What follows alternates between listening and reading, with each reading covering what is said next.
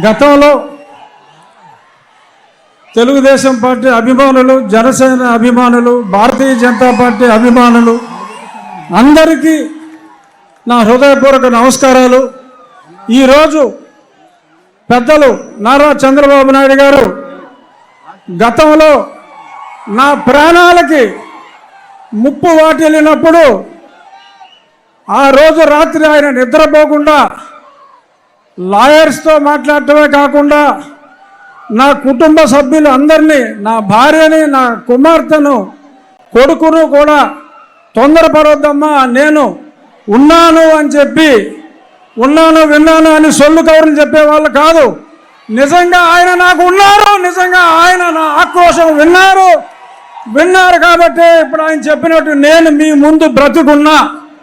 So కాబట్టి నేను ఆయనకి ఎంతో రుణపడి ఉన్నాను. ఇక నుంచి కొన్ని కారణాల వల్ల నేను 4 ఏళ్ళు దూరంగా ఉండవలసి వచ్చింది. అయినా చంద్రబాబు నాయుడు గారి చొరవతో ఈరోజు నేను మళ్ళీ మీ ముందుకు రావడం జరిగింది. ఎప్పుడూ నేను ముందుగా చంద్రబాబు నాయుడు గారికి, అలాగే మీ అందరికీ నేను రుణపడి ఉంటాను. మీ రుణం నేను తీర్చుకుంటాను.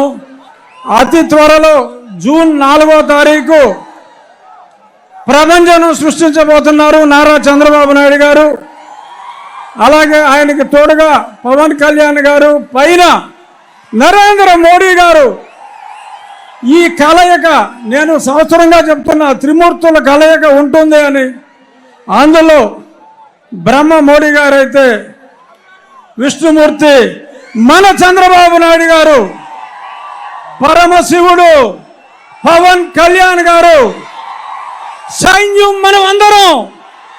జై తెలుగుదేశం, జై చంద్రబాబు నాయుడు గారు, జై మోడీ, జై పవన్ కళ్యాణ్. Thank you.